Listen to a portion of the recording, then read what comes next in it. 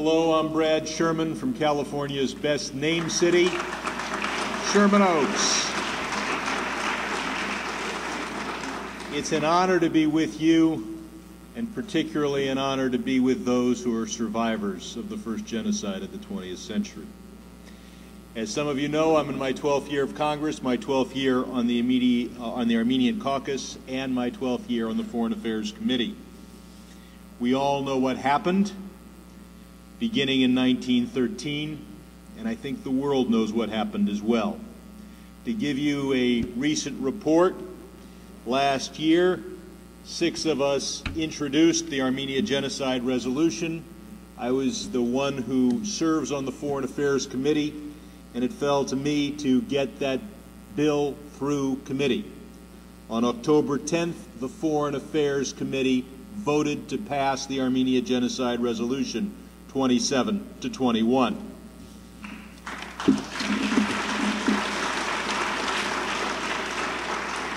Our goal then was to pass it through Congress, and we hoped that maybe we'd get on page 10 of the New York Times.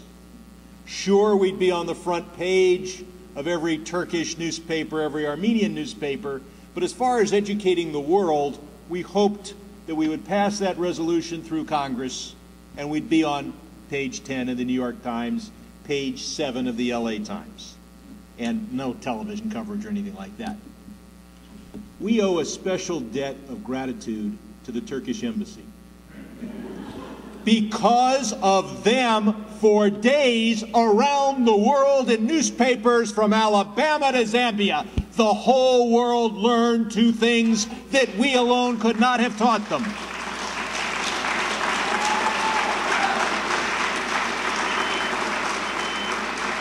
They learned about a great ugliness of the 20th century and a great ugliness of the 21st century. They learned that there was a genocide. They had articles about it in small newspapers in India. They learned about the first genocide of the 20th century. They learned something ugly about the 21st century. They learned that the world's supposed only remaining superpower, a bastion of truth, a bastion of democracy, could be threatened and cowed. They learned that Ankara could tell Washington what to do.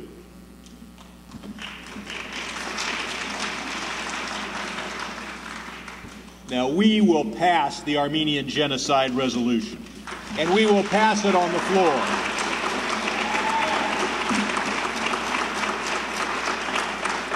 And when we do, I would argue that the greatest beneficiaries, other than the Armenian people, will be the Turkish people.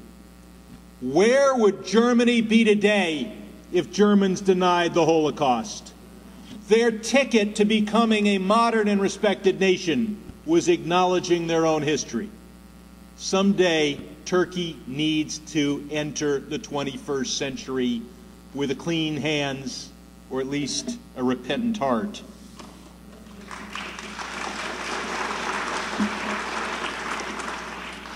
And we need to educate Congress that the threats of Ankara are hollow.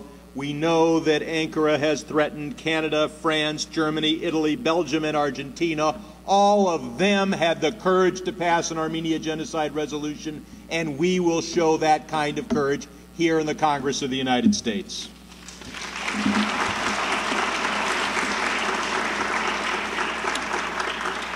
That resolution, which passed through our committee, is available to be considered by the Congress of the United States.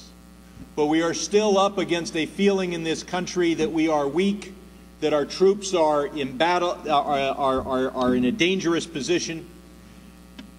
We are not weak now. But soon we will realize that we are not weak, that Turkey needs us far more than we need Turkey. And at that point, we will pass that resolution. Here with me is a fine staffer of mine, Kinsey Kyriakos.